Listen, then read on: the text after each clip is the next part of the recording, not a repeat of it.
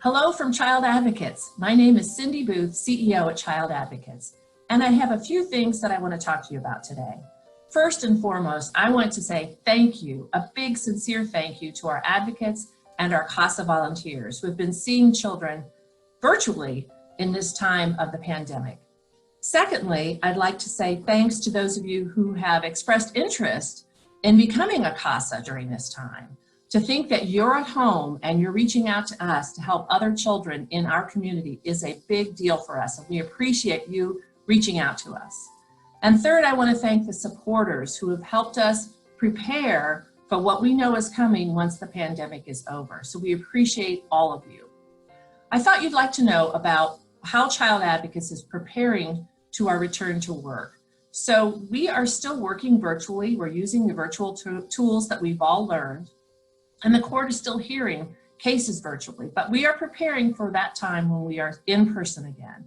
So we're doing that in phases, much as our mayor and our governor have prepared us to do. And so from now until May 26th, we are doing things the way we've been doing them during the pandemic. That is seeing children virtually, having meetings virtually, using all this technology that we've come to learn. By May 26th, we'll be back in the office in staggered fashion. That is, some of our staff will come on some days and some the others. We are preparing our staff and volunteers by providing masks and other PPE so that they can be safe as they do the in-person visits that we want them to do. So all CASA volunteers will receive a mask with our thank you, and so we'll be sending those out to you sometime soon.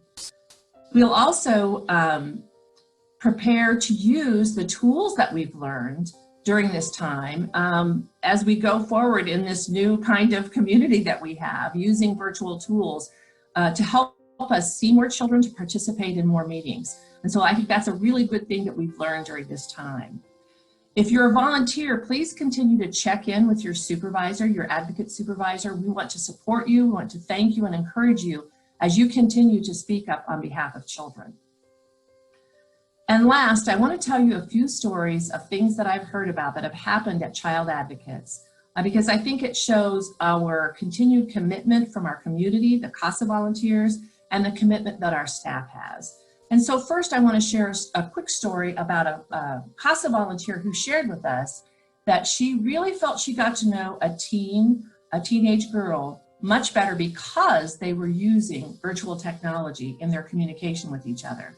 So she thought that the teen was able to open up to her much more readily and more easily because she was using virtual technology. So not a hindrance, actually a help in helping that child through her case.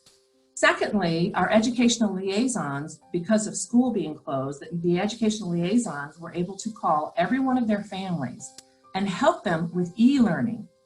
This was something that was very confusing to a lot of families in the child welfare system. And so our educational liaisons talked to every single family they helped. And the families were relieved to have someone to talk to about e-learning. And last, I want to say that our colleagues at the Department of Child Services have let us know that having advocates and CASA volunteers on child and family team meetings in the numbers that they've been able to participate in because of using virtual technology has been a big help to the cases as we move forward. So a silver lining in all the things that we're doing right now, we're not able to see children, but we're certainly working through our commitment and using the tools that we can, and I thank you for that. So I hope that soon we'll be able to see each other in person, and just know that we support and appreciate everything that you're doing as advocates, staff, and CASA volunteers.